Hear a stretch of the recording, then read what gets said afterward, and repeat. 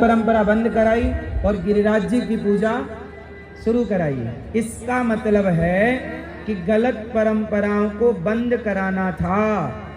आपके घर में भी बहुत सारी परंपराएं गलत हैं। कौन सी? जैसे कुछ लोगों के यहाँ ना कोई मर जाता है, जैसे एकादशी के दिन किसी की मृत्यु हो गई तो लोग कहते हैं कि अब एकादशी मत करो क्योंकि मान हो गई। जब एकादशी के दिन कोई गैया ब्याहेगी, कोई बच्चा होगा, तब एकादशी स्टार्ट करो। ऐसा आपके ब्रजमंडल में है या नहीं? बोलो हाँ या ना। जैसे जन्माष्टमी के दिन कोई मर गया परिवार में तो बोले यार जन्माष्टमी मान हो गई, हाँ या ना। अब मुझे ये बताओ कि ये परंपराएं सही हैं या गलत हैं? जोर से, जोर से भाई ये बताओ।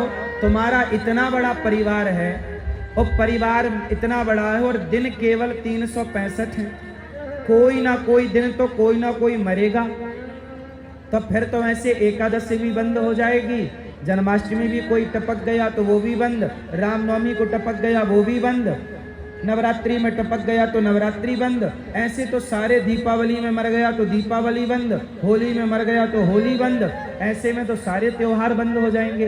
भाई ये बताओ कि जब कोई एकादशी के दिन मरा तो आपने कहा एकादशी मत करो।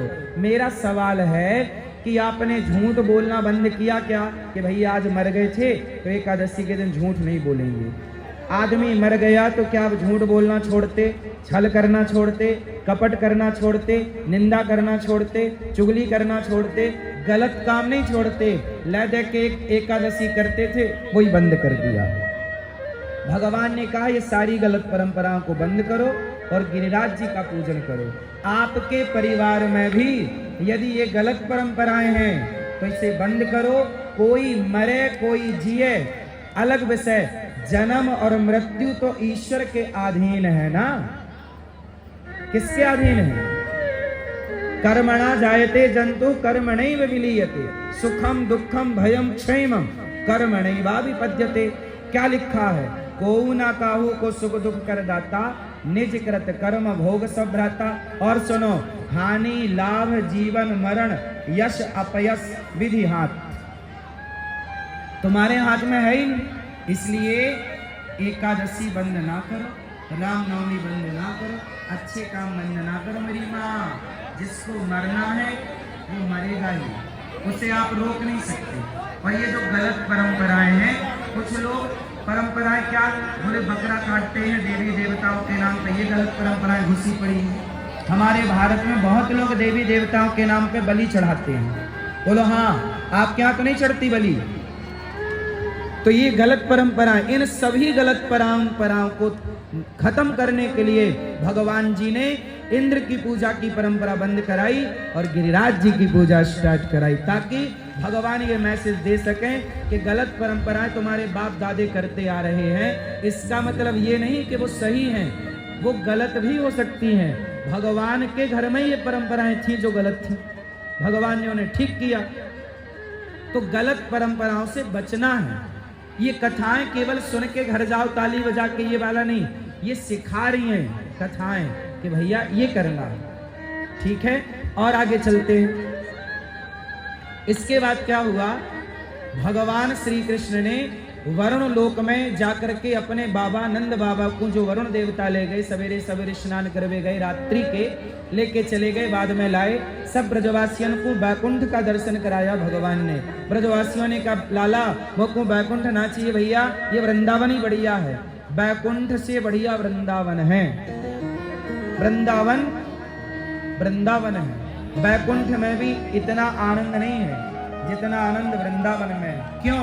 वृंदावन में संतों का दर्शन, भगवान की कथा, यमुना मैया की धारा और वो भूमि जहाँ भगवान के चरण पड़े, ये दिव्य भूमि ब्रजमंडल की पावन है। इसलिए वृंदावन की सुंदरता भी ब्रजमंडल से। अच्छा, हमने एक दिन बोला ना, ब्रज का फुल फॉर्म क्या है? बैकुंठ भी फीका है ब्रजमंडल के आगे। अच्छा बताओ, ब्रज का फुल फॉर्म बताए थे ना हम, क्या हुआ? ब्रज किसे कहते हैं? ब्रह्म की रज, ब्रा मतलब ब्रह्म, जा मतलब ब्रह्म की रज, जा आखिरी, और ब्रह्म ब्रज, ब्रज ब्रज, ब्रह्म की रज। तो ब्रह्म की रज में ब्रह्म पहला शब्द, रज का आखिरी जा हो गया ब्रज। जहां ब्रह्म की रज सुलभता से प्राप्त हो उसे ब्रज कहते हैं। इसलिए कहा वृंदावन की महिमा प्यारे कोई ना जाने, प्रेम नगरिया मनमोहन की प्रेमी पहचाने। वृंदावन की महिमा कौन जाने, वृंदावन के वृक्ष को मर्म न जाने कोई, डाल डाल और पात पात में राधे। इसलिए मेरी माँ आयो करो वृंदावन। मैया, ओ मोबाइल वाली मैया, आना वृंदावन। मैया वृंदावन आना मेरी माँ। ये इतना सिर ढक के बैठी हो तो हम जेठ हैं आपके क्या हैं? ये तो गुरु जी हैं, हम आपके छोरा हैं।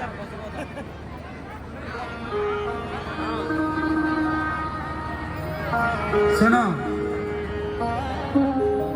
भगवान ने आज एक दिव्य लीला की जिसे कहते हैं रास लीला। ब्रजवासियों को लाकर वृंदावन दिखाया, वैकुंठ को उन्होंने फेल कर दिया, नंबर कम दिए, वृंदावन को नंबर ज्यादा। आज भगवान ने एक दिव्य लीला की जिस लीला का नाम है महारास, रास लीला। कहां से स्टार्ट हुई? आज भगवान शब्द से स्टार्ट। भगवान पिता रात्रि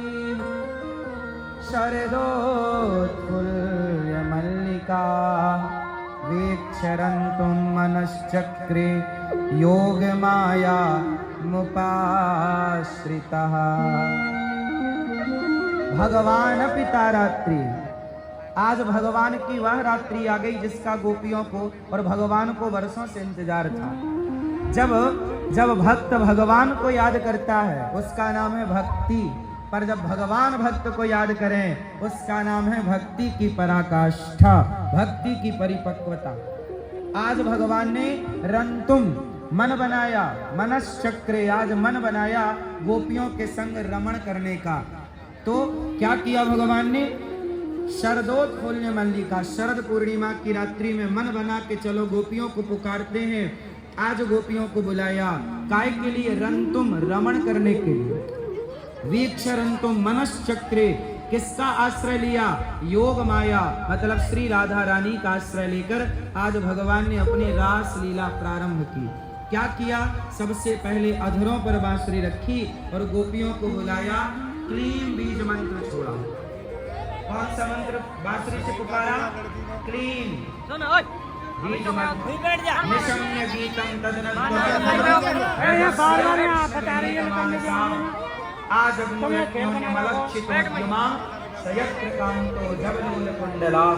आज भगवान ने सुंदर सा गीत गाया और गोपियों को पुकारा।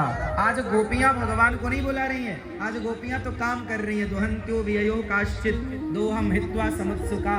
आज गोपियां काम कर रही हैं, कोई गैया दह रही, कोई बच्चे को दूध पिला रही, कोई लिम्पंत्या, कोई आंगन लीप रही है, कोई वस्त्र पहन रही है, कोई काजल लगा रही है, कोई श्रृंगार कर रही है, कोई कुछ कर रही। गोपियां काम में बिजी हैं, पर आज भगवान ने गोपियों को याद किया।